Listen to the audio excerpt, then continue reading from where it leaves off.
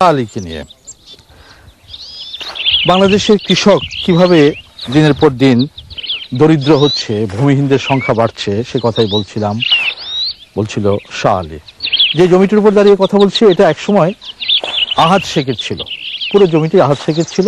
শাহ আলীর বাবা আহাদ শেখকে যদি আমরা প্রথম প্রজন্ম ধরি, তাহলে আজকে শাহ আলীর আহাদ শেখ থেকে শাহ আলী থেকে তার ছেলে মিলন এবং নাসিম, এদের পরে আরেকটা প্রজন্ম, 70 বছরের ব্যবধানে 4টি প্রজন্ম চলে গেছে। লক্ষ্য করুন, আহাদ শেখের এই বিস্তীর্ণ জমিটা ভেঙে টুকরো টুকরো হয়ে গেছে, ছোট ছোট খণ্ড বিখণ্ড হয়েছে। এটা তার তৃতীয় প্রজন্ম। শাহ আলীর 2 ছেলে, এদেরও বিয়ে হয়েছে, এদের পরে আছে আরো এক প্রজন্ম, যাদের কাছে সেই জমিগুলো আরো টুকরো টুকরো হবে। ওই যে দূরে বসে কাজ করছে শাহ আলীর ঠিক পেছনটায়, উনি হচ্ছেন আহাদ শেখের আরেক ছেলে, বৃদ্ধ, 65-র ঊর্ধ্বে বয়স।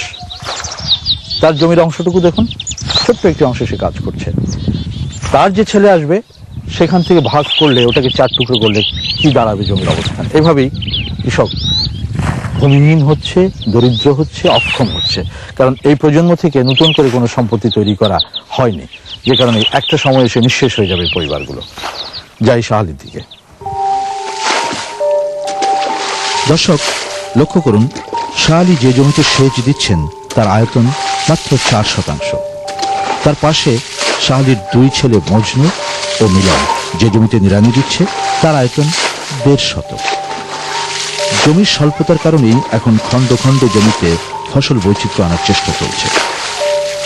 এ তো 51বর্তী শাহ আলীর পরিবারের সম্পত্তি, কিন্তু তার সন্তানের ভাগ্যে কি করবে? আব্বা পাইছে 3 বিঘা, মানে আমরা পাইছি। এর থেকে আব্বা কৃষিকাজ করছে, আমাদের লেখাপড়া খরচা চালাইছে। এখন এইভাবে পরিবার আমাদের যেভাবে এগানোর কথা সেভাবে এগায়নি কে। কারণ কৃষকের দিকে সবাই, কৃষকের জন্য সবাই বেঁচে আছে, কিন্তু কৃষকের জন্য কেউ তাকায় না। শাহ আলীর ভাইয়ের বেটা আমিনুল ইসলাম, অর্থাৎ আহাদ শেখের আরেক সন্তানের ছেলে, আহাদ শেখের নাতি। এই জমিটা আপনার বাবা পেয়েছিল আপনার দাদার কাছ থেকে, হ্যাঁ? কতটুকু জমি আছে এখানে? এখানে 3%। 3%। আপনারা ক ভাই? 5 ভাই। বোন? বোন 2টা। 7 জন। ভাগ তো হবে 7 জনের ভেতরে। তাহলে আপনার ভাগে এসে কতটুকু পড়বে? আগে এসে ওই আধা ডিসিমাল। আধা ডিসিমেল। আপনি আগে দেখুন দর্শক বন্ধু, আবার সেই একই চিত্র।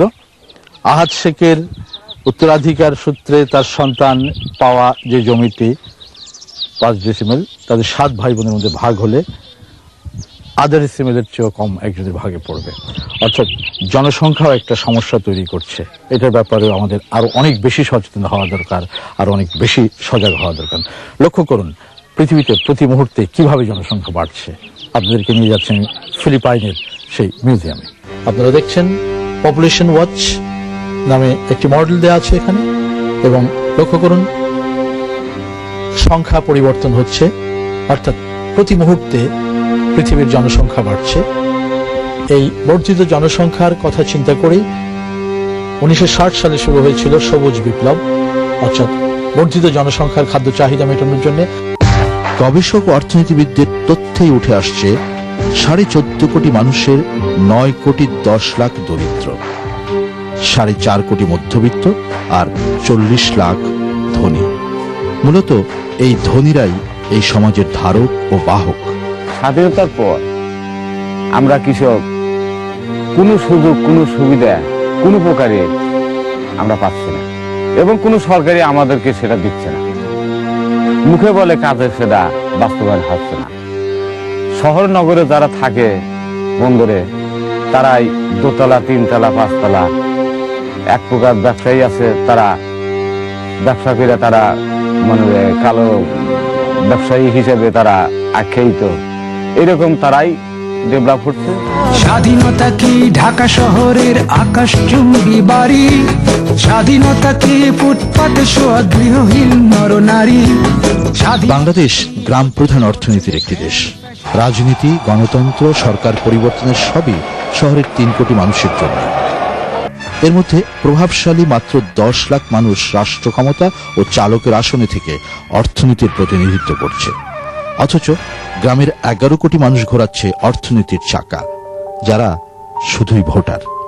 হয় ভোটের সময় ভোট নেয়, অনেক আশা আকাঙ্ক্ষা, অনেক সুযোগ সুবিধা দেখায়, কিন্তু ভোট নেওয়ার পর তার আর গ্রাম অঞ্চলে তাকায় না, কৃষকের দিকে লক্ষ্য রাখে না। কৃষকের যে একটা মূল্যবান ভোট নিয়ে এমপি মিনিস্টার হইলো, কিন্তু ভোটের সময় শুধুই আসে, কিন্তু কাজের সময় তারা আর কৃষকের তাকায় না। এই বিস্তীর্ণ চরের জমিগুলো হতে পারত সম্ভাবনার এক পাদপীঠ। তা হয়নি, বরং চরাঞ্চলে বসবাসকারী 60 লাখ লোকের বঞ্চনা যেন দিনের পর দিন বাড়ছে খাবারের মুখ, অংশীদারের সংখ্যা। জমি কমতে কমতে চলে এসছে শূন্যের কোটায়।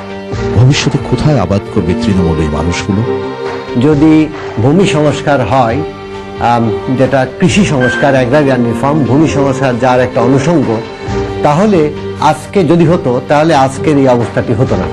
বাংলাদেশে একটি আইন আছে, এগ্রিকালচার খাস ল্যান্ড ডিস্ট্রিবিউশন প্রোগ্রাম, এগ্রিকালচার খাস জমি বিতরণ কর্মসূচি আইনগতভাবে আছে। পাপ যে হানি করছে এই হানিটা আমরা সাইড বাই পাবো, তাছাড়া তো পাবো না। আমরা তো করা হারি নেই, আমরা ওই বাপের তার মনে হয় ওই যে আপনি যে কেছেন যে কুমি আসতেছে, ঠিকই কুমি আসতেছে, আমরা তো করা হারি নেই, আমরা পেয়ারি চালান হারি না, আর জমি জমা করুন কি। উন্নয়নের অনেক স্বপ্ন, দারিদ্র্য বিমোচনের অনেক পরিকল্পনা ও বাক্য ব্যয়ের পরও একথা উল্লেখ না করলেই নয় যে মানব উন্নয়ন সূচক বাংলাদেশের অবস্থান দুর্বল থেকে দুর্বলতর হচ্ছে। রাজনীতি, গণতন্ত্র, নির্বাচন এসব উচ্চাকাঙ্ক্ষীদের স্বার্থে চলে যাচ্ছে দিনের পর দিন। নেতা বলো নেত্রী বলো সবার মুখে একই ধ্বনি, ক্ষমতায় গেলে তারা দেশ বানাইব সোনার খনি। কিন্তু যখন পায় ক্ষমতা ভুলে যায় সব অতীত কথা, ব্যক্তিগত রেশারেশির শোধ নিবার চায়। কৃষকের রাজনীতিক ক্ষেত খামারে কাজ করতে হবে, কাজ করেই কইছে সারাদিন মাঠে কাজ করি, বিকেলে বা সন্ধ্যা বাড়িতে ফিরে এক মুঠ ভাত জোটে কি জোটে না, এই মতো অবস্থায় কৃষকের কোনো রাজনীতি নেই। রাজনীতি করছে যারা এখন দেশকে শোষণ করে দিবে, তারা এই রাজনীতিক নিয়ে ব্যস্ততা আছে। কৃষিকে মনে রেখে যদি আমরা আমাদের সামগ্রিক অর্থনীতির পরিকল্পনা করতে পারতাম, তাহলে আজকের এই অসঙ্গতি চোখে পড়ত না। প্রিয় দর্শক, লক্ষ্য করুন আমাদের অসঙ্গতিটি আসলে কোথায়। দেশে খাস জমি ও জলা রয়েছে 2 কোটি বিঘা, ভূমিহীন পরিবারের সংখ্যা 1 কোটি। এই পরিবারগুলোর মধ্যে ভূমি ও জলা যদি সমবন্টন করা হতো, তাহলে প্রত্যেক পরিবার পেত 2 বিঘা করে জমি।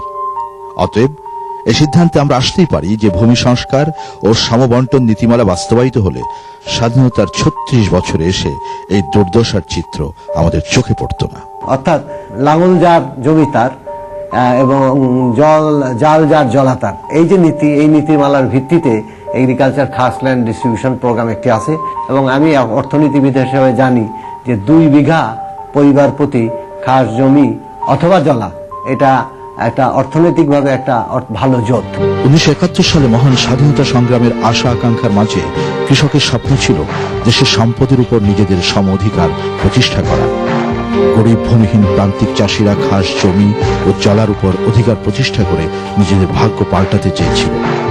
সে আশা আকাঙ্ক্ষা অনেকটাই ব্যর্থ হয়েছে। এই স্বাধীনতা 35 বছর হওয়ার পর আমরা কৃষক কি পেলাম?